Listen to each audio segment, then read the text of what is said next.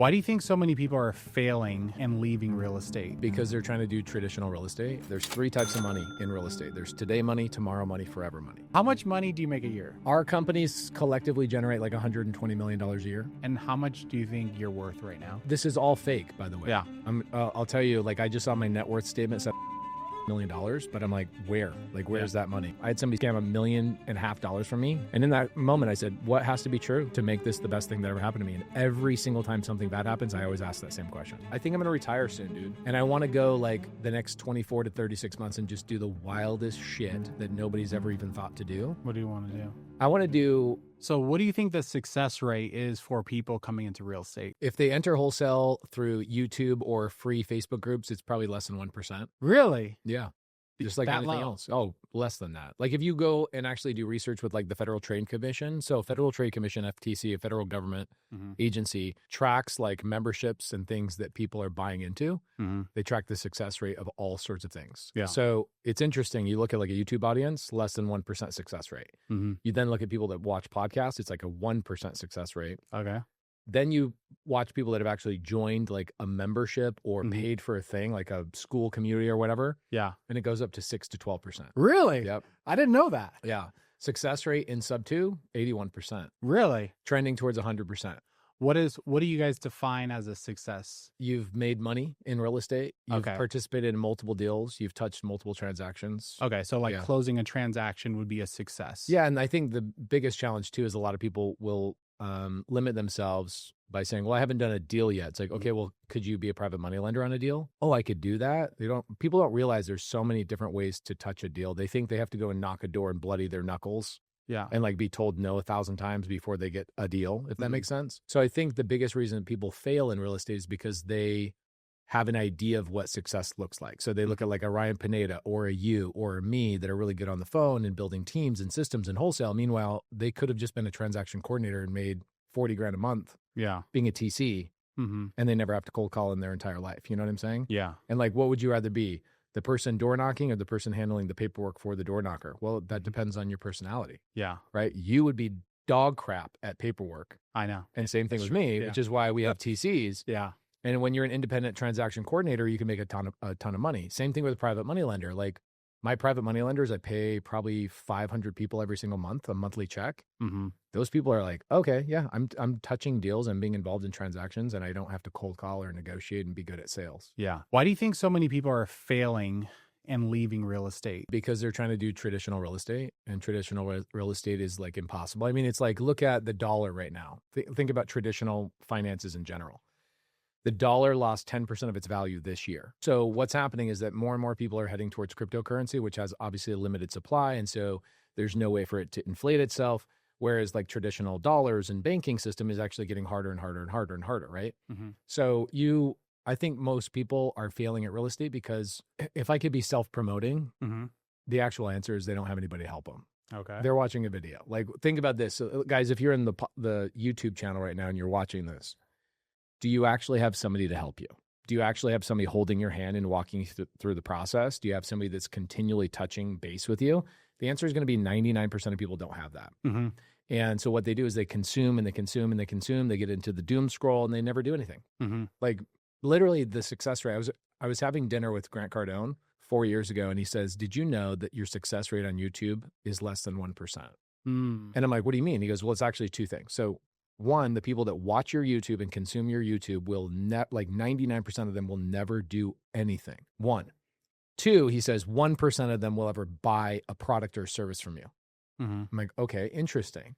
And he says, here's a difference between you and me, Pace. Yeah. You became a millionaire off the people that have done business with you. I've become a billionaire with the people who didn't. Stop and think about that for a second. So Grant looks at it and goes, okay, what do most people really need? They need somebody to do it for them.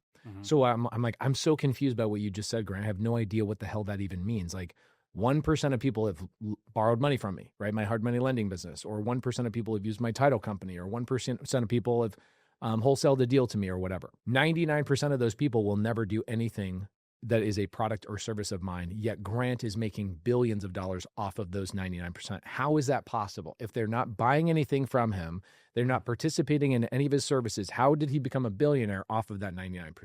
Mm-hmm. And I look over at Elena, where she's across the table, and she's like, when you hear the answer, you're going to be blown away that you didn't figure this out on your own. I'm like, okay, what is it? What is it? So like after 5 minutes of like deliberating and like trying to figure this out, Grant goes, you have something that they have to do work on. They have to find a deal, do work, put risk or whatever out there and put themselves out there. That's the 1%. The 99% that are never going to do that and put themselves in a risky situation, it's not because they don't believe in you. It's because they don't believe in themselves. Yeah. They know they won't do the work. Mm-hmm. Deep down, they won't do the work. And he goes, so what I did is I created a fund that made it so they don't have to do any work. Yeah. I find the deal. I put most of the transaction together. I run the management thing. I go and create the exit strategy. I do all the things. And then all of a sudden, he's like, we opened up the other 99% of my audience that are like, I'll never do business with you except I'll invest and be an owner with you. Yeah. And so I think a large portion of people just need that. They just need somebody that's like, give me a stock to buy. Yeah. Give me, let me be a PML. Let me be a this. Most people are not meant to be operators like you, dude. Yeah. Like, look what you're going through right now and transitioning your team and adopting AI and trying to figure out, like, how do I do cold calling without human beings? And how do I do this? And how do I become more efficient in the age of AI? There's so many things you're learning on a daily basis that most people are like, I can't tolerate that amount of risk. Yeah. They're too scared. I guess it's interesting because to go back to the first question, people failing, I guess raising funds, the success rate becomes 100 if it's in Pace's control. Correct. Versus everyone in their own control. The success rate is 100%, and they get a monthly check, which provides proof, which then what it does is it compounds their belief system that it is actually possible for them. And then within 3, 4, 5, 6 months of receiving a monthly check from me, guess what they do? Yeah. They go do their own deal. Yeah. But the people that are stuck going, well, I don't know if this is for me. And then all of a sudden I write them a check. All of a sudden your belief system, your BS, all your BS goes away. It's weird, right? So I would say a lot of people probably just need to deploy $1,000 into somebody else's deal, which is legally possible now. Like in 2024, that was not legally possible. If you were going to raise money, let's say for an apartment building in 2024, you'd have to go after what? Accredited investors. Now, with new regulations kind of being lifted, you can go do a fractional raise on fractional.com. I don't know if you know Stella Hahn. You should interview her if you haven't. I have, yeah. She's awesome. Yeah. So she's actually a sponsor of the podcast. We love Stella. Yeah. She's freaking awesome. She's a Sub 2 member. She joined Sub 2 a couple years ago. She goes and develops fractional. And I would say Sub 2 members raise close to $70 million a month on that platform. Oh my gosh. That's a lot. Yeah. Wow. I raise probably $2 million of that $70 million a month. Dang. Yeah. That's a lot. Yeah, I mean, you think about it, like you can give an audience member, think about it. And I'm not trying to raise money right now. I don't think I have anything to raise, but if you guys ever want to deploy $5,000 or $10,000 into a deal with me, what I do is I do a personal guarantee. So I go, hey, you have $5,000. You don't know where to start. Put $5,000 into a deal with me. I'll write you a monthly check. You'll get to learn how I found the deal, how I run the deal, how I manage the deal.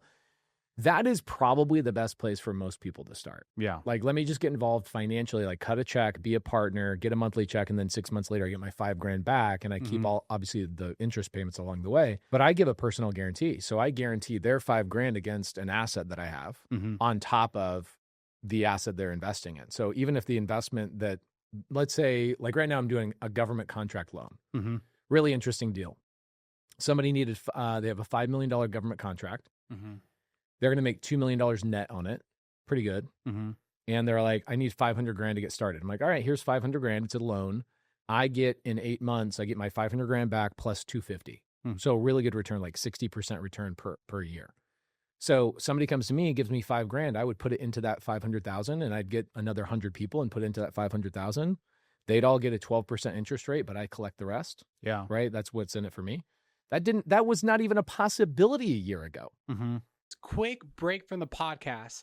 I am excited to announce that REI Print Mail has partnered with me to sponsor this podcast. And the great thing about REI Print Mail is they are a company specifically tailored to help real estate investors. They send over 3 million pieces of mail every single month. They can coach you as far as making sure that mail will work in your market. How much do you need to spend and what kind of pieces do you need to send? So if you're a real estate investor and you want to take your business to the next level, I highly encourage you to check out REI Print Mail, or at least get on a call with one of their coaches to see if mail can work in your market. So go to the link in the description of this video, set up a free 15-minute call where they could break down all the numbers and show you how much you need to spend and how much you can make using direct mail as your marketing strategy. I'm personally working with them, so I know they work. So again, go to the link in the description of this video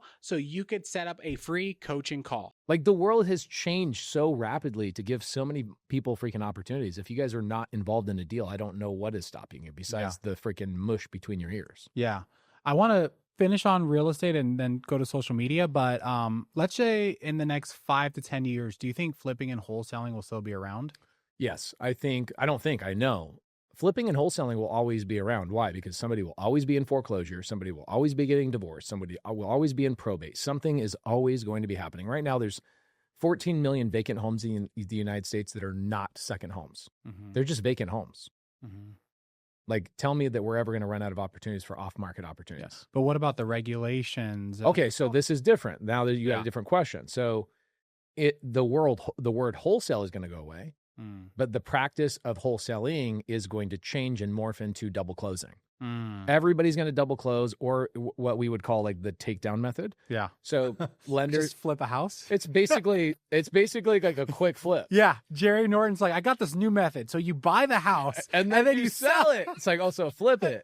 He's a flip. Yeah, he is. Yeah. Have you had Jerry on the show? Yeah. Okay. He's my best friend, and I love him so much. So. And Jamil Damji, those boys are the best. So I don't know. I don't think this. I know this. 11 states have already regulated wholesaling to a specific degree. Like South Carolina, you cannot wholesale. Mm-hmm. You cannot wholesale. But what can you do? You can take down the property. So what will this do? This is great for wholesalers, right? Because 99% of new people, the second you tell them they have to go get a hard money loan for a week, they're out, bro. Exactly. All of a sudden, it's too much. I got risk. Yeah. Right. So here's what's going to happen for guys like you that are wholesaling still and flipping and doing. I flip, but I'm not really wholesaling that much. I'll probably wholesale 10 deals a year. So what will happen is the guys who normally would have started wholesaling and like competed against you will just come and work for you. Yeah. Because you have the ability to just go close on something with hard money. Yeah. You know what's funny? So I swear to you, I've had more old competitors reach out to me to work with me. Oh, yeah. This year than ever. I'm talking about full-blown wholesalers that were successful. What do you think are hitting me What do up. you think their problem is? They never learned how to flip houses. They never set up a business. It was always like them hustling. Yeah. Regulations in California scare a lot of people. Poor money management. They didn't scale. They did scale and they blew their money. A lot of I think those are like the main reasons. Yeah, I think those are really good. Business practices. I also think people don't love this answer that are wholesalers. Wholesale is like kindergarten to 6th grade.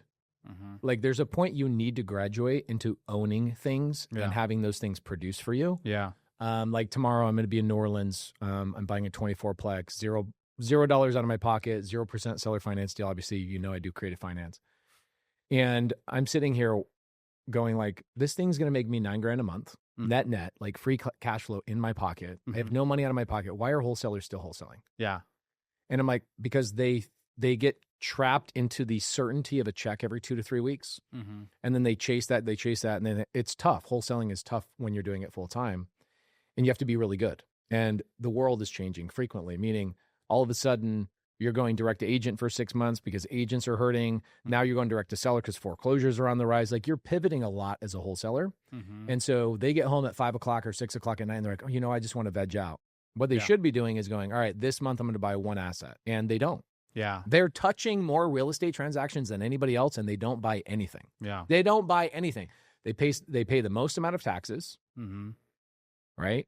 They go spend their money like crazy, and then at the end of the year, they have nothing to show for it and didn't pay their taxes. So they fought, like, I know a lot of wholesalers that fall 2 years behind on their taxes, and they're like, all right, I'm going to go get a job. Yeah. I was telling one of my old students that he's killing in Arizona. And I told him, one reason why me and other people are still successful and big is because we took advantage of what happened in 2020 through 2022, where we ran up a bunch of money. And then we were able to rely on assets in 2023 when everyone was losing money. Like, I had to sell 4 of my rentals to get paid up on taxes, Of course, to offset losses, and to just keep the business going. If I didn't have those rentals, I needed like 500 grand. Yeah. I would be in big trouble. Right. But because I ran up everything in 2020 through 2022, I had to sell some of my rentals. It kept me afloat. And then now we're back up because we weathered the storm. Right. And welcome to business. This is not a bad business practice. You just described actual business, right? And what a lot of these wholesalers do is they forget there's 3 types of money in real estate. There's today money, tomorrow money, forever money. And what you did when you're wholesaling, you're going after today money, right? Like, I can go and make a call today. I can get a house under contract, and within 5 to 10 days, I can get paid, right? Okay, cool. Like, if I put a gun on your leg and I said, Brian, you have to go get a wholesale deal right now. You have 12 hours to do it. You could go do that. Yeah. For me to say you're going to go get an apartment building that's going to make you 20 grand a month with against your leg, you're just going to be like, shoot me, bro. Yeah. Just shoot me, right? Just shoot me right now. It might take like 3 to 6 months to get something under contract, and 3 months for due diligence, whatever. But most wholesalers only chase the today money. And so the tomorrow money is like flipping or single family rentals, right? That's tomorrow money. I can kind of bundle it away. And then the forever money is like RV parks, mobile home parks. You've got like co-living, things that cash flow significantly that you could actually rely on. Yeah. Single family don't cash flow enough that you could rely on, like traditional rentals. Yeah. And so it's good tomorrow money. It's a nice store of value that you go, oh crap, I have 3 rentals. I need to liquidate these right now because wholesale has changed and I need to, pivot. Or my flips. I think the biggest thing in 2023 is rates went up. People's flips were not making any money. They're like, I borrowed a lot of money. Yeah. This happened to a lot of people. So these wholesalers just chase active income. They're looking for today money. They never do tomorrow or forever money. Yeah. And you get to a point where, like, think about this. My average wholesale deal when I was wholesaling from 2012 to 2019, almost full time. Okay. My average wholesale deal was like $18,000 assignment fee. Cool. So I had to do 4 of those a month just to basically pay my payroll, my marketing, all of that kind of stuff. Like, I had an $80,000 monthly overhead. So that means if I did 2 deals a week, then I was paying myself and I'd make 40 grand. My partner would make 40 grand, right? Cool. So I did all of that work to take home 40 grand a month. Meanwhile, I own one RV park that makes 20 grand and another one a mile away that makes 20 grand every single month. They cut me a check for 40 grand a month. I don't know the employees that run them. I've never looked at the software. I've never gone on our booking site. I don't know anything about these things. They're managed by people that live on the parks. I'm like, how long did it take me to buy the RV park? Literally 2 weeks. Like, you could go right now, go to Crexy.com, type in owner finance. There's like 17,000 of them right now on the market. Like, wholesalers just never upgraded themselves. And so now what they've done is they hit a ceiling of their personal development. And now they're backtracking and they're coming to you and going, you have done your personal development, Brian. So I'm going to go put my eggs in your basket because I have not invested in myself. Yeah. They got lazy. Yeah. To be honest. And I don't think, it's nothing wrong. We all go through hardships and stuff like that. So sometimes people need to go work for someone else and rebound and all that stuff. But before we transition, you're doing a tour across the country. So what is that about? Okay. So you know about the TV show we had for a couple of years on A&E. They came back to us in 2024 in January and they said, hey, we want 30 more episodes, which is another 3-year commitment with me, Jamil, and my wife and Rahima. And I just said, I don't want to be known as a fix and flipper. Like, I flip houses on the side. I have a girl named Heidi that runs my flip business. I don't look at the deals. I don't manage I know nothing about my flipping business, but we make about $1 million a year. I'm like, but I don't want to be known as a flipping guy, right? It's not what I want to be known as. And so I said, if we can do a show where we flip people, not flip houses, where I find somebody and I show them how to get a deal and I turn their life around, then I would do 30 more episodes. And A&E's like, well, we can't sell Dawn dish soap if we are flipping people. We need like backsplashes and showers and all that kind of stuff. We need house porn is what they told us. And so I said, we're out. And so in 2024, we severed our relationship with A&E in a very positive way. And then for a whole year, I started working with Netflix and some other people about doing a sizzle for a new TV show on Netflix. Got a new producer and started putting it together. And they said, who do you want to flip? I go, I want to take impossible situations where people have no ability to do a deal. Like a homeless person on the side of the street. I want to take the most impossible situations and I want to make a TV show out of it. And Netflix is like, we're in. Go prove to us that you can do this. So like 2 weeks after they told me that they're in, I get an email from a homeless lady named Maddie. I think you've seen this on social media and our YouTube channel. And within 20 days, Maddie gets her first wholesale check. And then with another 30 days after that, she buys her first co-living house with Creative Finance. And she's renting out 9 rooms. She gets 1 room paid for by herself, if that makes sense. And she's off the streets, which is great. And so I said, I want to go find 5 more people around the country. So I'm going to go do 122 meetups. And that's crazy. It's bonkers. My wife took the kids out of school. We went and bought a 40-foot tour bus on Creative Finance. And the name of the bus is called Zero Down. So we start the tour in 3 weeks. And I will do a meetup every night. So what I'm doing is I'll probably have close to 50,000 people come out to this meetup. By the way, it's free. We'll leave the link in the description if you guys want to go. Yeah, creativenationtour.com. It's completely free. What we're doing is we're taking all of my sub 2 leaders in every city and we're forming teams. Yeah. And you come out, let's say you're obviously not in my community. You go, all right, I want to come out and I want to get my first deal in 90 minutes. What we're doing is we're showing people how to join a team with somebody who knows what they're doing. And within 90 minutes, you can get a deal done. Lead generated, call made, offer submitted, and accepted all within 90 minutes. Yeah. Like, it seems impossible. We do this all day, every day. So we're going to do that from 5 o'clock to 6:30 every night, 109 days in a row. So I'll go to like Memphis, then Nashville, then Dallas, then this, then that, whatever. My first one's in Hawaii. I fly to Hawaii, fly to Alaska, fly to Oklahoma, and then it starts in Chicago, like with the bus. Damn. And I go on the road all the way through the winter with my wife and kids. I know. I was going to say Chicago and it's horrible. Yeah. It's horrible. So we chose the worst possible time. But you know, that's what you do. You go create wild stuff. Like that's what I want to be remembered as. I want to be remembered as the person that was like, that guy did the crap that nobody else was willing to do to help people in a way that they needed it. Yeah. And I find that in-person meetups where you're actually intending on doing a deal within 90 minutes is what people need. They don't need another meetup that is literally just another guest speaker. Yeah. They need somebody who goes, all right, get on a team. Here's the activities we're doing. In 90 minutes, you'll know A to Z how to get a deal done. Now, you won't know every reason why you're doing what you're doing, but you'll see every one of the steps. Yeah.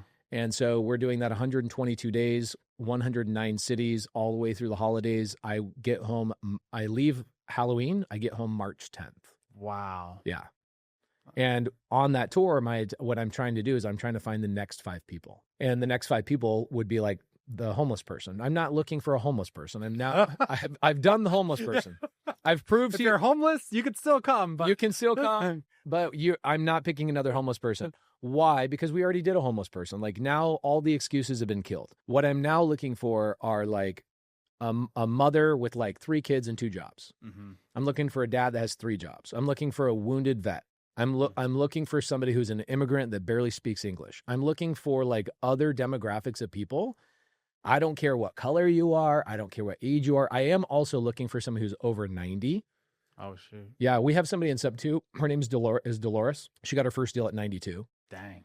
Yeah, gangster. Yeah. And I'm like, I asked her on a Zoom. I was like, Dolores, like, what are you doing all this for? She goes, oh, I'm not doing it for me. I'm doing it for my grandchildren. I want them to have real estate when I die. Cool. So I'm looking for these avatars as I go and travel the country, and those people will be 2 or 3 chapters in this new book I'm writing called Start Here. So every time somebody DMs me on Instagram, like, where do I start? I'm just going to give them a link to my book that's like $5 and be like, if you're not willing to spend $5 on reading How to Start Here. And then what I've done, this is the crazy shit. I know we're going to get into social media stuff, but what I did with Maddie is I picked Maddie up, the homeless lady, and I spent 17 hours with her the first day. She went to California with me to buy a business. And I spent the whole day with her filming every intricate detail of her backstory. And then the second day we got together, I filmed 3 hours of me giving her a game plan. And then I filmed every single day we spent together. It was just like 2 hours here, 2 hours here, whatever. And I put together a compilation of like 40 hours of all the content of her taking every single step, every action. So you are like a fly on the wall. So every character in this book will have 40 hours of content attached to that person with the exact game plan I gave them. And so what I'm going to do, this is where 2026 gets crazy for me. You think that was crazy. This is the crazy part. I will select these 5 people and I will see if getting them on these teams at the meetups helps them get their first deal. If it doesn't, when I get home March 10th, I will then move to these people's cities for a week until they get their first deal. Oh my gosh. Is Chino going too? Chino will go. Chino's a gangster. He would definitely go. So I'm just going to go to a level that like nobody would ever be willing to go. Like if I have to, and if I want somebody that is like, this is impossible. If you're just a little bitch, you just don't do the work. That's not what I'm looking for. Like I'm not looking for somebody that won't do the work. I'm looking for somebody that goes, Pace, I have 3 kids. I work 2 jobs. It's physically impossible for me to do a deal. I want to give that person a very specific game plan tailored to that person so that everybody else that is also in that category can watch that and go, okay, that's what I should do. Because I think going back to the question you had earlier of like, why is the success rate so low for people starting out? Yeah. Is because they're trying to do what you're doing and they're trying to do what I'm doing. Yeah. When what they really need is they need to know who they are and what category they need to go down. Like people go, oh, I want to get into multifamily. I'm like, cool, do that. But you're a kindergartner. You need to go through 1st, 2nd, and 3rd grade before you jump into high school. Like, what are you doing? Are there people that there's smart kids that skipped elementary school and went into high school? Yeah, they're rare. Yeah. And so skipping all of that stuff going to multifamily, I think is a rare thing that does exist. But there's a lot of people go, I want to get into multifamily. Bro, no offense. But you mop floors at the hospital, night shift, you make $11 an hour, you don't have a car, and you have $14 to your name, and you want to get started in multifamily. Yeah. Right? So my attempt is, I think I'm going to retire soon, dude, to be honest. No, I think I'm going to retire from like the crazy stuff that I do. And I want to go like the next 24 to 36 months and just do the wildest shit that nobody's ever even thought to do. This tour and then next year me moving into people's houses for like a week is like the warm up to what I really plan on doing. What do you want to do? I want to do stuff like escape from Afghanistan. Put me in an impossible situation and be like, he has no shoes, he has no phone, he's in Afghanistan, doesn't even have a passport. He has still close the wholesale deal. No, that's why I'm dead serious. I'm dead serious. Wholesaling in Afghanistan. I even like thought about putting a bomb. What? I thought about doing this fun challenge where I go, all right, Brian, Ryan Pineda, Brent Daniels, Jerry Norton, Jamil Damji, Pace. I put us all in a cornfield in Nebraska, and we all strap a bomb to our chest that says 10 hours. Yeah. And we all have to run different directions. Yeah. And we have 10 hours to go get a deal done, or else the bomb like electrocutes us or something. So I want to do wild stuff like that. I want to make movies or I want to do fun things that inspire people to be creative in real estate. And real estate is meant to be fun. It's not meant to be boring. You're obviously going to be in real estate forever. Yeah. But when are you going to get out of the day-to-day of real estate? I've been out of it. No, but I'm talking about like not even talking about it. I don't know. Your thing. When I stop learning. Okay. So you think you'll do it forever? I don't think so. No, I think like even like Dean, other people like they used to do real estate and then eventually do something else. Do you think that will be your story? I don't think so. You think you'll always be in real estate? This is a great question. So Dean is a really good friend of mine. I spent a lot of time with Dean. He voice memos me 3 times a week for the last 4 or 5 years. Dean Graziosi, by the way, shout out to Dean, one of my mentors and really great close relationship of mine, kind of like a father figure in a lot of ways. He was like the big real estate dude for a long, long time. Like he was the infomercial guy. He wrote multiple like best-selling books. Then he transitions into mindset. Okay. Why? Well, first off, Dean is way better at mindset than I will ever be. Right? He's just articulate, beautiful storyteller. He thinks in a way that I don't think. So for a long time, I thought, okay, Dean, I'm at breakfast with him Hey, quick break from the podcast. If you're enjoying this podcast, make sure to give it a like, comment, and share. And if you're someone that actually wants to start investing in real estate, whether that be flipping, wholesaling, or rentals, and you want me to help you, go to the description of this video and fill out a link and we could see if we could work together. In case you didn't know, I've done hundreds of flips, wholesales. I own millions of dollars worth of rental properties, and I've helped hundreds of people rather start their real estate business or scale their real estate business. Right now, we're doing 6 figures a month flipping and wholesaling, and I want to be able to help other people who want to start or other people that want to scale their business. So if you need help with leads, if you need help with raising capital, if you need help with building a sales team or closing more deals, I can help you. So go to the description of this video, fill out the application to see if we could be a good fit. If not, just keep enjoying the podcast, subscribe, and I hope you guys enjoy. Honestly, you're a better storyteller than Dean. I'm sorry, but you're a lot better storyteller. From a generic standpoint of like a Tony Robbins element or whatever else, the stories I tell are like, I know the address, the color of the paint on the wall. Yeah. I know the intricate details of what happened because I was there. Yeah. Dean is better at the mindset stuff of like getting people past their fears and all that kind of stuff. I'm not great at that. But do you think that Dean, and I'm sorry to cut you off, but Dean is cut just me off, a bro. different rowboat? Because you're in the real estate rowboat. Yes. And he's in the motivation rowboat. And that rowboat is faster because more people need motivation. I think that there is a point where Dean hit where, first off, I think he realized that he was at a higher level than real estate could ever get him. Mm-hmm. I mean, think about, like, let's talk about social media. Yeah. I would say I'm one of the bigger brands in real estate. For sure. Or the biggest. Potentially, right? Yeah. At least in our little niche, right? Yeah. Okay, so I'm one of the bigger ones. But think about, like, what does that mean? We have 8 billion people in the world. Mm-hmm. 400 million in America. Yeah. So immediately, because I chose real estate in America, I've already taken 7.6 billion people out of my algorithm. Exactly, yeah. So we're like super small. Yeah. Guess what Dean is? Dean gets all 8 billion, bro. That's what I'm saying. That's what I'm saying. Will you have to, not will you have to, but do you want to one day? You know, that's why Alex Hormozy is so big, because small business or starting a business is way bigger than flipping and wholesaling. Correct, yeah. No. I'm going to call it right now. I think that I feel like I got 5 more years on the real estate side, at least in terms of what my vision looks like. Mm-hmm. And either A, that vision stops at 5 years and I'm on year 4. I'm like, yep, the vision hasn't expanded beyond this 5 years. I got 1 more year. Or as I get deeper into like 2026 and I'm moving into these people's houses that are like broke and destitute, I'm like, I really like doing this. Yeah, yeah. And maybe I expand the vision even further. But right now I'm having so much fun. Like my team, Molly, shout out to Molly. Shout out to all the people that run my organizations and my companies. They allow me to do the wild stuff that I want to do. Yeah. And right now I have so many plans and ideas that I don't imagine stopping, at least in the next 5 years. Yeah. But I would love to. I just don't think I'm as articulate. I look at Alex Hormozy. I'm like, how is that mother freaker so smart? He just works hard. Yeah. He works so hard. I work hard. I know you do, but he works. I don't think he works more than you, but I think he works at the smart, like he pumps social media like crazy. Let's talk about this for a second. There's people like a Tony Robbins that come around every 100 years. Yeah. Alex Hormozy is the next Tony Robbins. Like he's the next god of content. Like Gary V's. Or is, right? Yeah.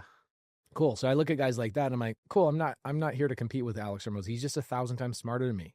And I don't know if he is. I just think maybe different rowboat. Yeah. Because he's in small business, and I feel like wholesaling and flipping has a ceiling. 100%. And it gets frustrating for me as an operator to do it, right? But even on social media side, like I'll show you, I started a new content page, all glory to God. I started this new page. Is that the name of it? It's called The Way by Brian DeVilla. Okay, sick. I'm just doing Christian stuff. Oh yeah, it's probably blown up. It's it's a couple of weeks, and and you already got 14. It took me 3 years to get 1,400 subscribers, bro. And the subscribers, it doesn't matter. Look, 77,000 views on a video that I posted 9 days ago with 1,000 subscribers. My first video got 7,000 views. Yeah, I've reached 244,000 people with 1,000 subscribers. So the subscribers doesn't matter, but I'm just saying the rowboat. No, the subscribers does matter, right? Because for ego, but not for reach. Not for reach, but what it does matter is if somebody looks at your page and they see only 300 people subscribe, they're less likely to subscribe to you because I don't think that's true. I think the new algorithm. Brian be talking smack. No, I don't think it's true because, again, I got when that video got 77,000 views, Yeah. it had 400 subscribers. No, My next what I'm video- saying is like you get a 77,000 view video now. You Yeah. get let's say you get 800 subscribers. Yeah. You get 77,000 views in 6 months from now, you'll get 4,000 subscribers. So Maybe. there's a critical mass component. Maybe. Like you hit a point where people go, oh, there's other people that subscribe and are invested in this guy. The other problem too is you only have 4 videos. So you're going to have a lot less people subscribing because they're like, well, he doesn't have a lot to subscribe. Yeah. And Yeah.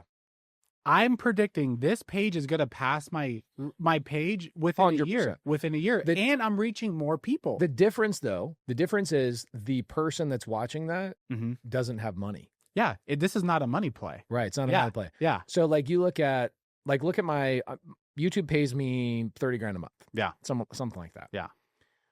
I make more money on a channel that gets, 4 million views Uh-huh. on a monthly basis or 5 million views on a monthly basis than somebody like The Christian channel. the Christian channel that gets The views are different. 5 million views. The views are different, but I'm talking about, again, we're talking about rowboats. The reason I Yeah. brought this up is because the Christian niche It's big. is huge. It's worldwide. It's the biggest Yeah. religion in the whole world, right? The whole world. I have people in Brazil. I have people in Iran.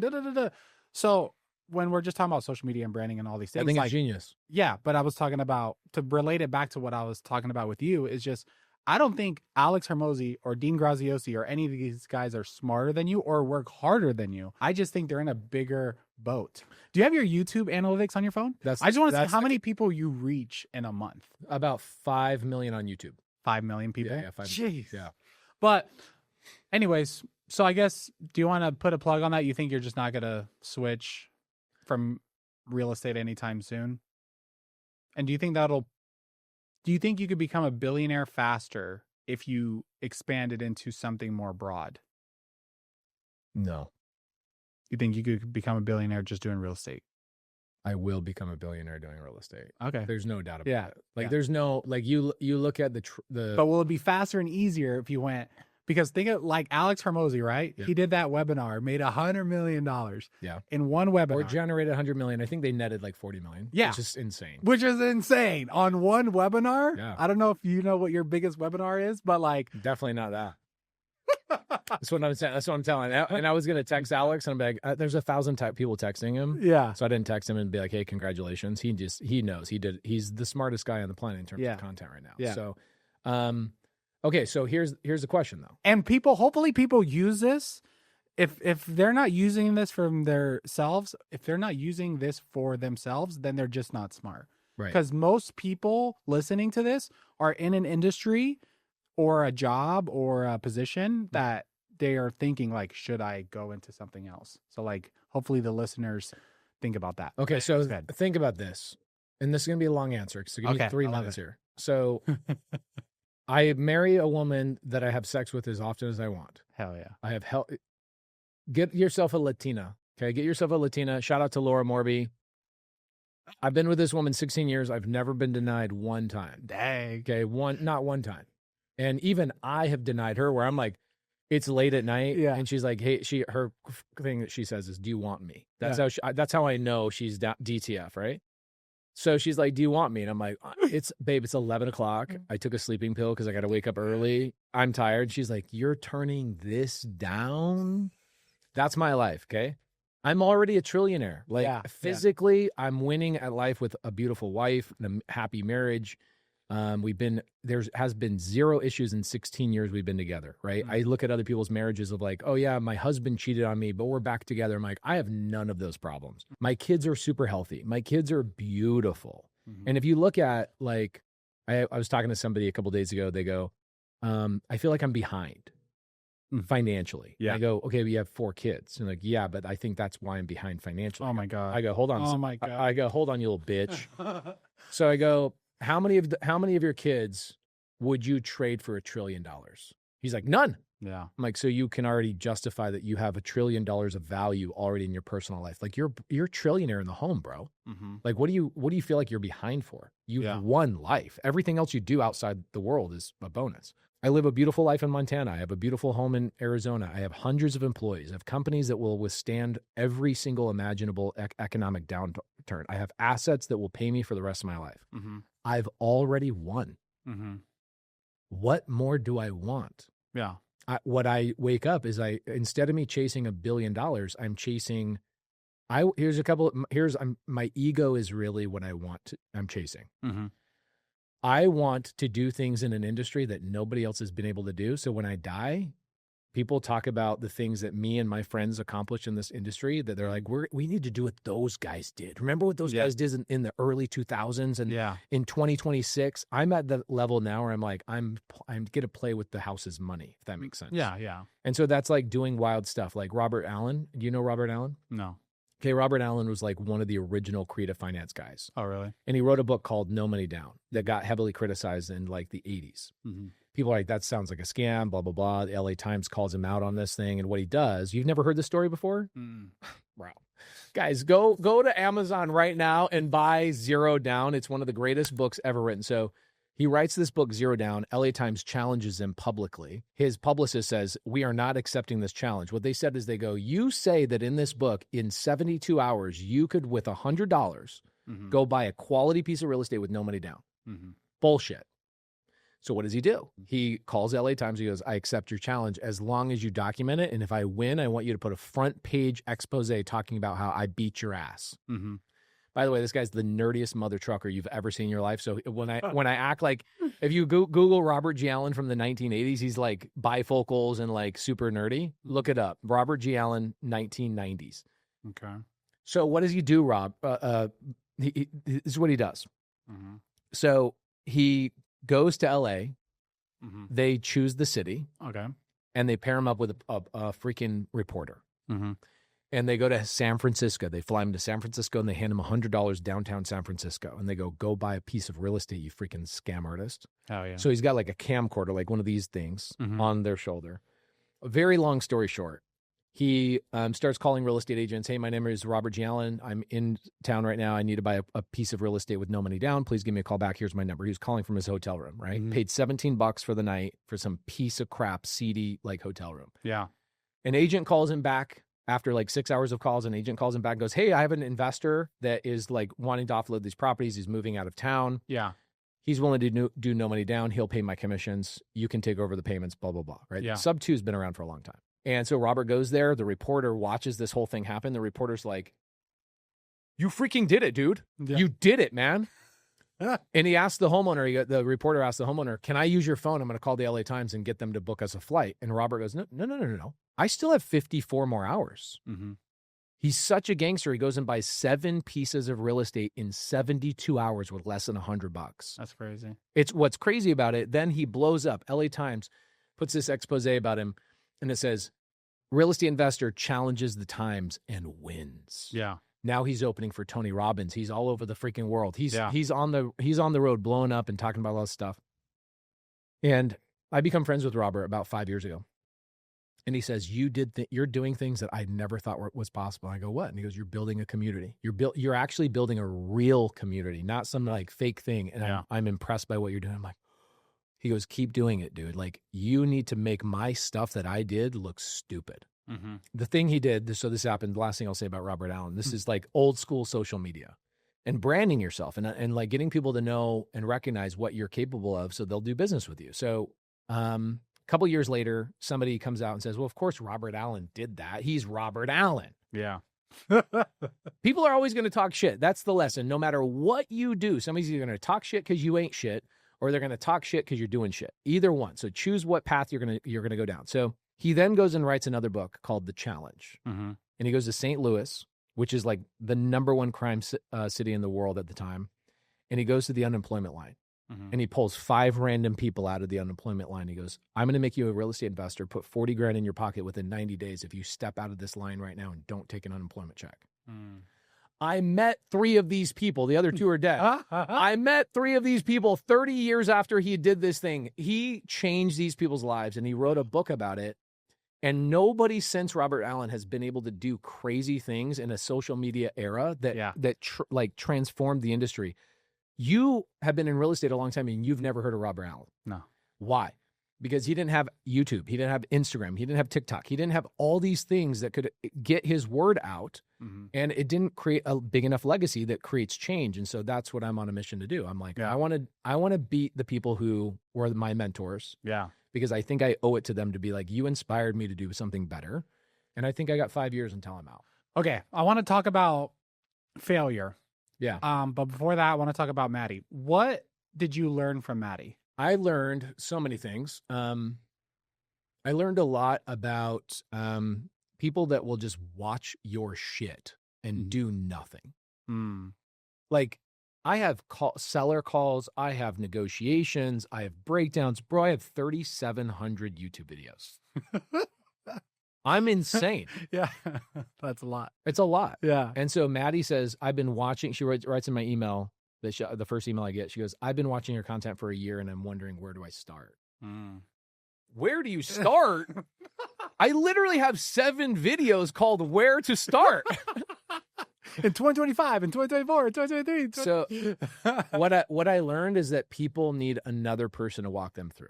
Yeah. And so what I also have learned, like, I look at people go, oh, coaching's dying and all of that. And I go, I don't think so. I think what is going to amplify is the in real life experiences of, like, okay, if you want information, go to ChatGPT. But if you want somebody to walk you through it, you need in real life. Yeah. And so I changed everything in the Sub2 community based on this experience with Maddie. Oh, wow. In order for you to join Sub2 now, you have to come to my office for a week. Really? Yep. Oh, okay. So I'm when like, you guys are doing those boot camps or whatever? Yeah. It's a whole week. So you cannot join our community unless you spend a week with me doing deals. Got it. So I change everything. That's when Chino, when did you join Sub2?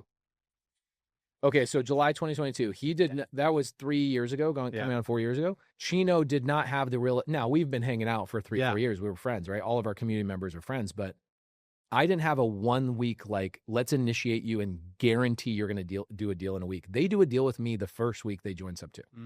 So I'm like, how do I make my success rate 100%? Is what I learned from Maddie, which was, if people just watch videos, they're never going to be successful. Yeah. They need the in-person, get on a team, do the activity, me breathing over their neck. They need that. That's what I learned. And so I'm actually slowing down on my YouTube and amplifying more in real life experience stuff. You know what's so funny? You just said that. I had the thought the other day that, like, people are rewarded on YouTube for what they do in real life. Correct. Where people think that it's the reverse. Like, they just need to be good on YouTube and then they will blow up. Yeah, this is an interesting thing. Like, I don't talk about stuff I have not done on YouTube. Like, I go do cool shit and I talk about it on YouTube. Yeah. Like, I go do cool shit. Yeah. Yesterday I did an RV park meetup. I was like, hey, Sub2 member, who wants 7 people? Let's go in my van. Let's go to an RV park thing, right? Yeah. I go to an RV park actual, like, appointment and negotiate with the seller. And I record the whole thing. And somebody's like, hey, Pace, I'm in the van. One of the Sub2 members, brand new. He's like, I want to start a YouTube channel. I'm like, no, start a YouTube channel after you've done some stuff in real life. Yeah. Because we don't need another YouTuber talking about stuff they have not done. Like, you need to be rewarded for what you've done in real life, if that makes sense. Now, it doesn't mean, like, what you're talking about on your religious channel, these are beliefs and these are things that... Well, I'm actually going out and experiencing. Oh, you are? Yeah. So I went to a Catholic church for the first time. That's that video that did really well. That's sick. Yeah. And then the second one... You're not Catholic. No. You guys are like, you're like rock band. No. Oh my God. Don't say that, Pace. What denomination is that? We'll talk about it later. We'll talk about it last. That'll be the 10 minutes. But okay. Anyways, that's what you want to know, because I'm Mormon. I know. And we're boring as shit. Okay. Not really. So, like, no. Like, my father-in-law is Mormon. Okay. My wife grew up Mormon. In our sacrament meetings, we are reverent, right? There's no rock bands. Yeah. There's no wife beaters. Don't say that. We'll come back. And I look at other people's church and I'm like, man, y'all having so much fun, bro. Like, I need to come over there, dog. Like, maybe I should go to my Mormon classes and then go to, like, sacrament with you guys so I can get, like, non-denominational at night. Yeah, exactly. But anyways, doing things in real life. People need to get off of social media, and that's kind of what's going to hurt the next generation. Is they could get their excitement, they can get their fulfillment, they can get everything on social media. They've never had to go out and, like, have fun. Play in the mud, go knock on a door and talk to someone. They could just be at home texting and, DMing and all that. It makes it really easy for our generation to win. Yeah. Because that's what we love to do. That's what we're used to. I don't like being on my, like this, my default thing with my phone is always down, no matter where I am. I'm not looking at my screen, very rarely on my phone. And like the reason I chose Montana is because I'm like, I want my kids to go to a place where there is no internet and like AI is not going to be around for 10 years. Bro, the adoption of AI, and like they first need dentists in Montana before they get AI, if that makes sense. Like, okay, so by the way, I love Montana, but like Montana locals be missing some teeth, okay? So but I agree with you. People are not going out and doing in real life stuff. And I saw my son having a little bit of this issue where him and his friends were never going outside. They were hanging out inside the house all the time. I walk into my son's room, 6 of his friends are all in there. And they're all looking at their phones. Yeah. Bro, what are you doing? Yeah. And so I told my son, I said, you have to get a job or you have to learn how to fly a plane. Yeah.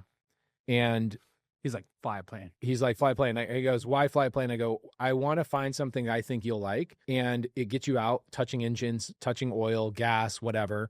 And until you find something better than flying a plane, you can't stop. Yeah. Now he's a pilot. He's at 120 hours. He works now as a mechanic inside of a shop as well. And he's a 17-year-old kid. Yeah. Never looks at his phone. Yeah. And now when he's on his phone, he's looking at airplane things and he's following people that are flying in Alaska and he's doing cool things. And I'm like, oh, I saved my kid. I saved my kid from being sucked into the doom scroll and all of that kind of stuff. And it's getting worse. Like, you know about Sora that just came out? Like the AI thing? Yeah. ChatGPT just came out with their own social media. Oh, wow. I didn't know. Oh, bro, it's going to take over the whole world. It's like everybody's going from Instagram to Sora right now. They're all like, do you have a code? Do you have a thing? I need it. Because it's like by invite only right now. Oh, wow. It's I'll give you an invite only code. Okay. My wife got me one. Yeah. I'm not special. My wife is just looking out for me. I don't even know what you're talking about. I don't get it, but I get it. It's ChatGPT created their own Instagram, but it's only AI videos. So you can create AI videos, but if you did not use AI for the social media content, you can't post it.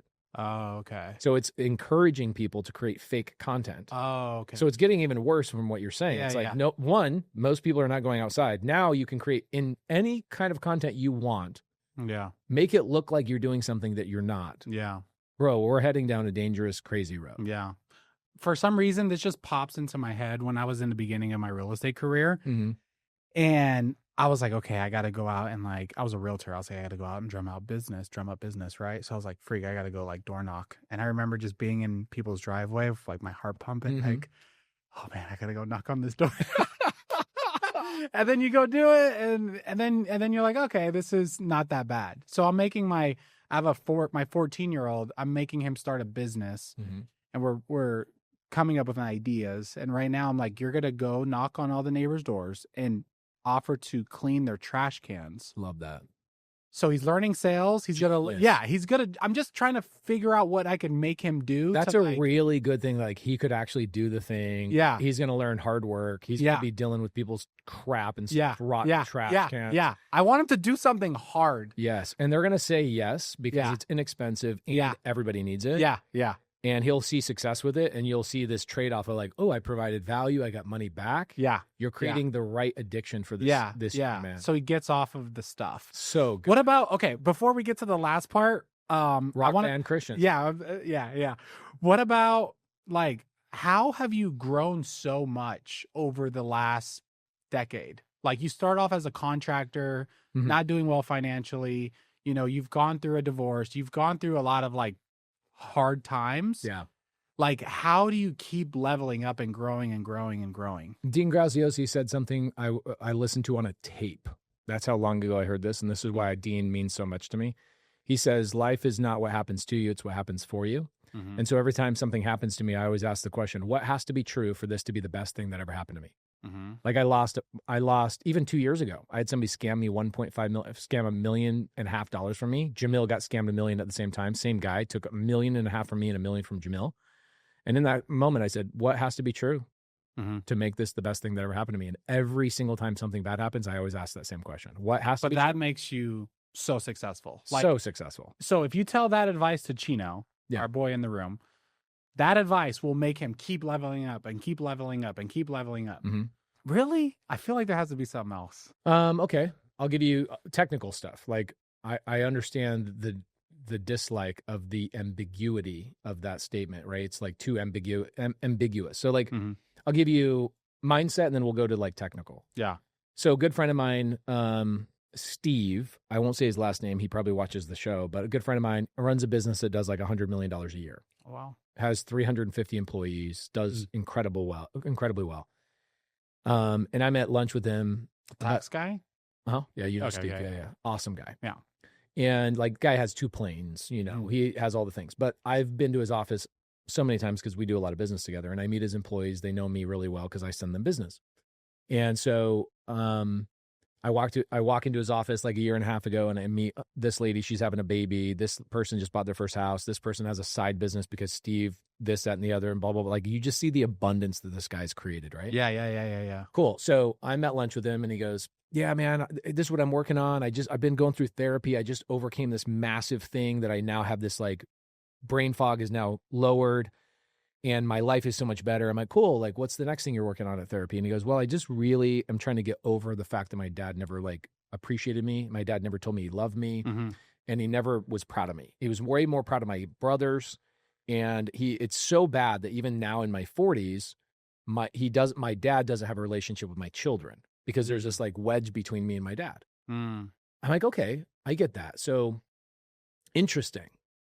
What would change? Like what would change in your life if your dad said I was proud of you? He goes, everything would change. I'm like, okay, cool. Do me a favor. We're at a restaurant. I asked the waitress, come over, do you have a Sharpie or do you have a pen or whatever? And she goes, give me a pen. And then she pulls the thing out of a printer and she gives me a piece of paper. And I tell Steve, I go, Steve, do me a favor right now. As we're sitting down here, I want you to write down 15 things right now that you would never want to get rid of in your life. Never. Like for no dollar amount, I want you to tell me what you wouldn't get rid of. Like I know who cares about your house? Who cares about your jets? Who cares about whatever? Whether they're relationships or things you've accomplished, write down 15 things. And he wrote down like 6 really quick, like my fiance, my kids, like 6 things like really fast. Took him like another 30 minutes to figure out. I even went on a pee break twice while he was writing down the 15 things. But as I came back from my second pee break, I come back and he's like full on crying. And I go, you know what I'm trying to do, right? And he goes, I think so. And he's crying and whatever. And I go, okay, perfect. So this piece of paper is your ticket to jump into my time machine.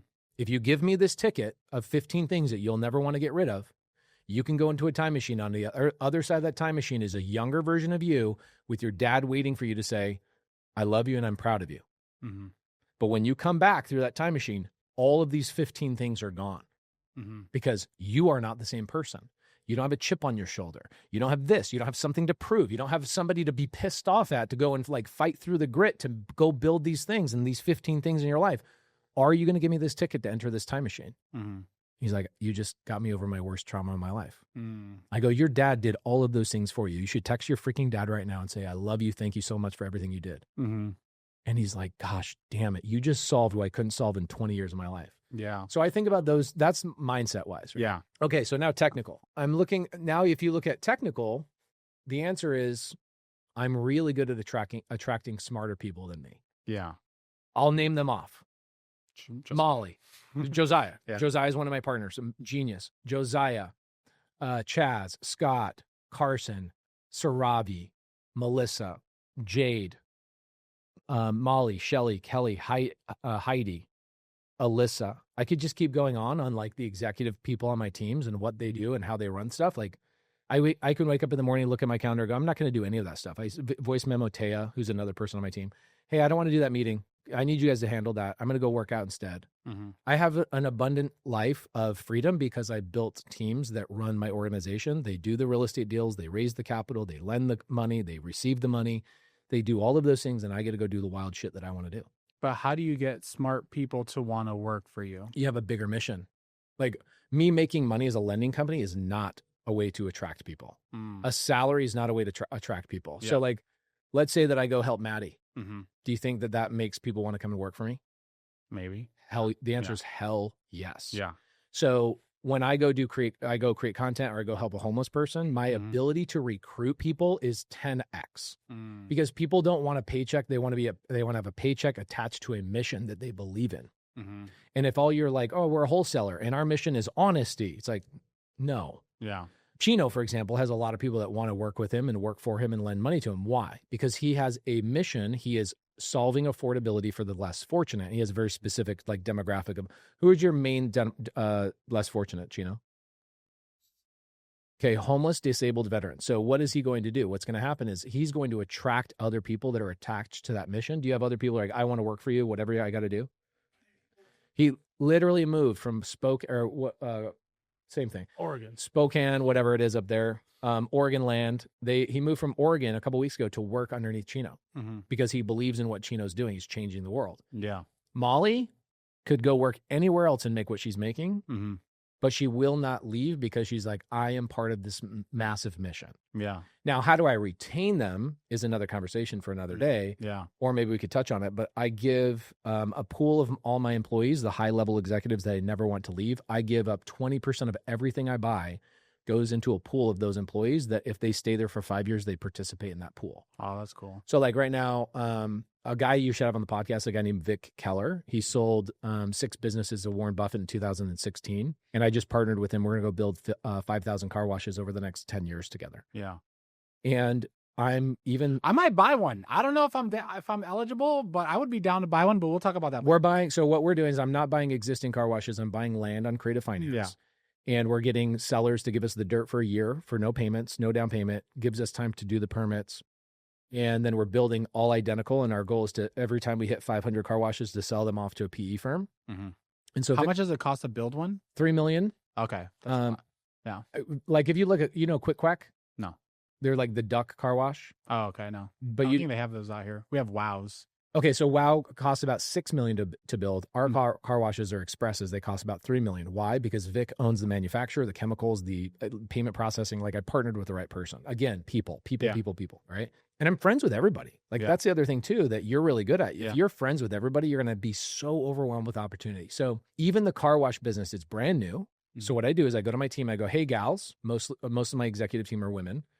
I go, hey gals, we're going to go build car washes, and they know what that means. What they know it means is that they will participate in 20% of the growth of that business, and they will go and run that. That's smart. That actually helped me out a lot because I was thinking about doing other things. Yeah. And I could incentivize my leaders like, hey, you guys are going to get a piece of this other thing. But you have to give them shadow equity, and I can show you what that looks like. Yeah.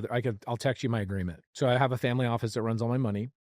Shout out Ryan Cox at Do Wealth. If you guys ever need a family office to run stuff, I don't make any money from the referral at all, but Do Wealth manages all my money and my partnership agreements, my employment agreements, et cetera. So I go, Ryan, I want to incentivize people to stick around, but I don't want people to feel like, oh, I got ownership in this thing, and then 36 months they leave because they got like enough of the pie. And so we built a shadow equity plan, meaning like they don't own anything until year 5 or year 7, depending on what level of executive they're at. And so they'll stick around for 5 years minimum, and then they earn the portion of that 20%, if that makes sense. Got it. So you're not just giving them something; they have to earn and stick around for 5 years and actually run it. And if they can't hit their metrics, and like let's say 2 years you outgrow them because they're not personally developing themselves, like they're going to get fired. If they get fired, they lose it. Yeah. Okay. I'm going to ask you some shocking questions you could not answer. 9 inches. How much money do you make a year? Our companies collectively generate like $120 million a year. Okay. And how much do you think you're worth right now? This is all fake, by the way. Yeah. I'll tell you, like I just saw my net worth statement said $104 million, but I'm like, where? Like, where's that money? Yeah. That came from my family office. That goes from like the businesses I own, the real estate I own, et cetera. So over $100 million. But I'm like, I don't have $100 million. Okay. What do you think about Jesus? Jesus is dope. So Jesus is our savior. He's our redeemer. Jesus is our brother. So this is where you and I will disagree. Christians believe that. We can get into that. I think the biggest difference between Christians and Mormons is that we believe that Christ, Holy Ghost, and God are 3 different people. Yeah. And you believe Jesus is our brother. We believe that Jesus is our brother. Yeah. And we believe that if Heavenly Father is our Father, God is our Father, correct? Yeah. And he sent his only begotten son, his son. Yeah. Am I not also the son of God? Yeah. Right. So these are the stupid things that religion fights about, by the way. Yeah. Like I was on theology, It's so stupid. Like honestly, the difference I'm not going to go to the pearly gates and they're going to be like, do you believe that Jesus and God are the same person or different? And then they don't let me in, based on that's not going to ever change anything. It's so stupid. Yeah. So I'd say that's the only biggest difference. We believe that Jesus was our brother and he volunteered to come down to earth to die for our sins. Yeah. and allow us the ability to repent and get back to heaven. Is there anything else you think about him? Um, It's not a trick question. I just want to see like where your brain is. And as a person that's like a leader and you've impacted so many people, sometimes I think about Jesus and I'm like, he never wrote anything down. There's no videos of him. There's no photos of him. But like from a secular perspective, you're like, this man did a lot of cool stuff. a lot. Yeah. I think that you can take a lot of leadership things from him. I think he was like the original OG influencer from a standpoint of like teaching people how to be a leader. Think about like basically everybody but John betrayed him, right? Mm-hmm. And so you'll learn Judas, right?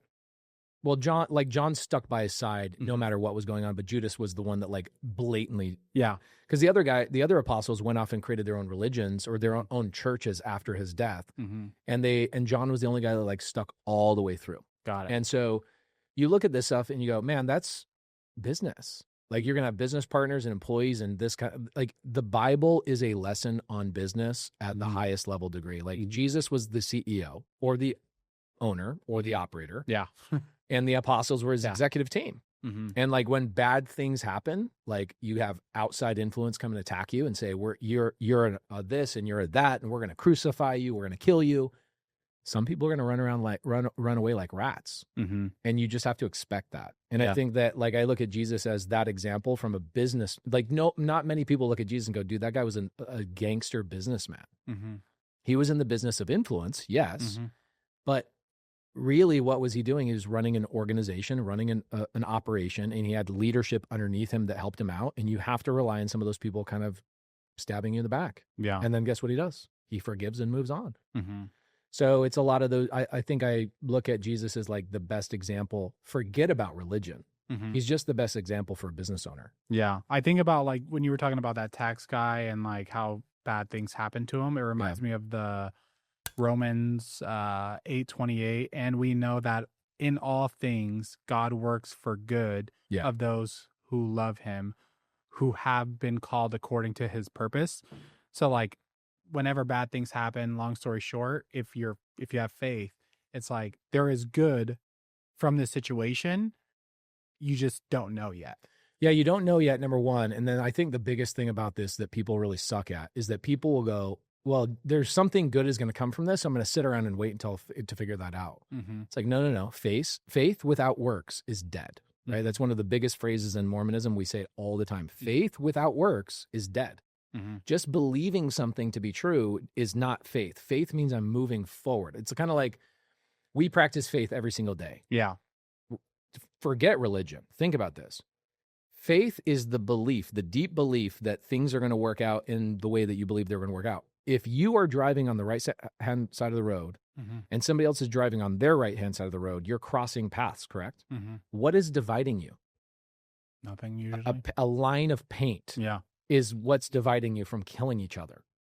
You are relying on that other person who you've never met before to not be drunk, to not fall asleep, to not sneeze and turn into you. You are practicing faith every time you get into your car. You're practicing faith every time you go somewhere, right?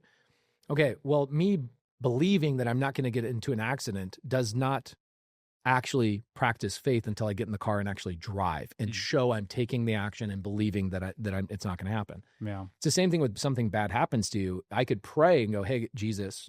We don't pray to Jesus, but we pray to God in Jesus' name. You guys probably do the same thing. Yeah, kind of. Yeah, but with rock music. Yeah. Okay. Oh my God. I'm just saying, you guys are way more fun. It just looks fun. Yeah, it's way more fun. So, I look at people on Instagram that are doing that. I'm like, man, is that like our church is missing out, bro? Like, it's true. I went to you feel way more fun. I went to an Orthodox church. Yeah. I'll send you videos because you're boring. Gonna have to leave. It was beautiful. Everyone should go to an Orthodox church, a Greek Orthodox church, one time. Gold everywhere. It was literally so beautiful, and their music was so different and beautiful. I was like, I felt the Holy Spirit because we are a body. Just like it says, the eye can't be jealous of the ear, and the ear can't be jealous of the foot. But anyways, keep going what you're saying. Faith without works. So bad things happen to people, right? Like this young man here, which we won't say his name just for privacy, but he just went through a divorce. And I was like, congrats. There's something amazing waiting for you on the other side, right? But you have to take action. You can't wallow in it and be like, oh, well, God's going to solve it for me. Yeah. No, God is the ultimate algorithm. That's what I believe. And here's what I mean by that. If I go on Instagram and I follow motorcycle people, I follow them, but I don't engage with them. Meaning like, I believe in Jesus, but I don't engage. I don't pray. I don't do the things I'm supposed to be doing. But I go engage on Instagram with like yoga pants girls. What is my algorithm going to feed me? Yoga pants. Yoga pants. So what happens in real life is that you can say, yeah, I want to be a wholesaler. I want to be a this. I want to have all these things in my life. But when you're engaging with the wrong people, you're doing the wrong things, you're not taking action, the world is going to feed you more of the thing that you obviously want. Yeah. And God, the universe, knows. Oh, okay, well, you are my child. You're asking, based on your actions, that you want more of these things. You want more strife, more challenges, more bad people in your life because you seem to like to hang out with these people. I'm going to feed you more of this stuff. So it's like, you ever meet people who are like, I got to stay away from you. Like everything that comes out of your mouth is negative. The bad things happen to you all the time. Yeah. The universe is reacting to how they show up on a daily basis and how they interact with their algorithm. Yeah. So for me, if I hang out with people that are a waste of my time, the universe will send more people to me that waste my time. If I hang out with people that are uplifting and changing the world, guess what happens? Magically, all of a sudden, my whole entire circle of influence, Jerry Norton, Jamil Damji, like all of these cool people I get to hang out with, the universe just keeps feeding more of them to me because like they're like, well, obviously you like this. You're engaging with this. Yeah. Same thing with you, like vibing with you, becoming friends with you. I want to hang out with people that are creating and thinking about things outside the box. Guess what the universe is going to do? Send me more Brian DeVias. No. Right? So anyway, it's, you got to just wake up and do the thing. And people sit around and wait for the answer. And I saw this. This is the stupidest little thing I saw the other day. I had to save this. It's so dumb, but this is like it right here. Look at this little, I don't know if you could pop this up on the thing. Yeah. We'll send it. As you start to walk on the way appears. That's it. Yeah.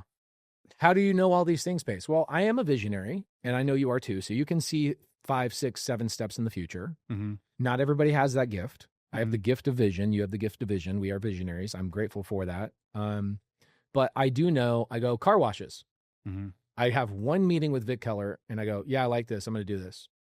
Somebody else would have gone, well, I need to do 5 months of research. I need to join a thing and I need to go get my car. I need to go join 5 car wash memberships and see which one I like the most. And I need to go on Reddit and see what people are saying. I'm like, bro, Vic, let's sign an agreement right now. I will buy, and I go and get 3 car washes under contract. The first week I find out about car washes, I go get $3 million properties under contract. And Vic is like, bro, you are moving. I'm like, yeah, because I'll figure it out along the way. Okay, last 2 questions because you got to go. What is your favorite Bible verse? Psalms 23. It's long, but it's a good one. And you guys hear it all the time. It's like, I shall fear no evil because God is by my side, essentially. And I always joke around. I bring it up on like sub 2 Zooms where I say stuff like, the Lord is my shepherd. I shall not fear any seller. I say this all the time. I'll be like, the Lord is my shepherd. I shall not want. He maketh me lie down in great. It's a great Bible verse, but I switch out like what I should not fear based on whatever Zoom I'm doing. I'm like, I shall not fear any realtor because I know God has my back. Yeah. And then I make the call and people watch me. So Psalms 23 probably. Got it. Yeah. And do you believe God wanted you to be rich? I think God expected me to be rich. There's a conversation around agency and like, I don't want to believe that I had a predestined future. I want to believe that I had a possible future that was lined out for me if I chose that path. I don't want to believe that I didn't have agency to make these decisions. I want to believe that I am my own unique individual and that it wasn't a destiny, right? Like, no, you were born to do this. No matter what, you are going to, I don't believe that. What I believe is that God goes, here's gifts that were bestowed to you. Everybody has their own individual gifts. If you choose to exercise these individual paths will open up to you, and these are possible futures for you. I think God expected me to be useful and resourceful with my tools. And sadly, I figured out some of my tools at age 35, 38, 40 that I wish I figured out at 25. The gift of storytelling, the gift of building relationships, the gift of caring about sellers, all the things that I have as gifts, I didn't figure them out until I was like 36, sadly. So God expects you to be rich. Why? Because if you're not rich, you're not useful. sorry. in business. If you're a business person, if you're an elder at the church, you're not going to be at that moment. You know what I'm saying? Yeah, I think okay. A missionary. Here's the what I'm thing. saying? I was a missionary for 2 years, knocking doors. I knocked 79,000 doors in 2 years. I was somewhat useful, Mm-hmm. but think about if I had more money. Could I not have, like, okay, I don't know what religion this is, Mhm. but they stand in airports and they stand there with pamphlets and they do nothing. The Jehovah's Witness. Okay, they're not talking to anybody. Yeah. They're not actually proselyting. They stand there because somebody told them that they need to proselyte. Mm-hmm. Somebody's going to be really mad at me about Yeah. this. I'm like, why don't y'all just create some social media and some YouTube content? You would be able to speak to so many more people than just standing randomly in an airport. It's not effective. Mm-hmm. It's just not effective. I think when you have more money and more resources, you can be way more effective as a tool for good than just being a person. Yeah. So those people, I'm like, y'all need to learn marketing. Yeah. Y'all need to make great Instagrams. I mean, think about if Jehovah's Witnesses made a YouTube channel like you did. Mm-hmm. Would they be more effective or less effective than going to the airport and standing there and waiting for other people to walk up to them? Way more. Way more. But, yeah. So same thing with money. I have more resources to help more people. Like this year, we went and freed 100 families in Afghanistan, or not Afghanistan, but in India that are in brick kiln slavery. Do you know about this? No. There's 7 million people in the world right now that are in slavery, making bricks. Look it up. I'll send you a text. And so we go there once a year and we deploy a couple $100,000 and free families from slavery. Mm. Tell me I'm not more effective than the person standing there in the airport handing out pamphlets. Yeah. Because I have money. Mm-hmm. If you have money, you can be more resourceful. And you can hire more people, you can help more people. And so I believe that God says, get as big as you can to help as many people as you can. Yeah.